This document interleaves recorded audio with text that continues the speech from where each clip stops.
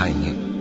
جو لوگ اللہ پر ایمان نہیں لاتے اور آخرت کا انکار کرتے ہیں، میں نے ان کا مذہب چھوڑ دیا ہے اور میں اپنے باپ دادا ابراہیم اور اسحاق اور یعقوب کے مذہب پر چلتا ہوں۔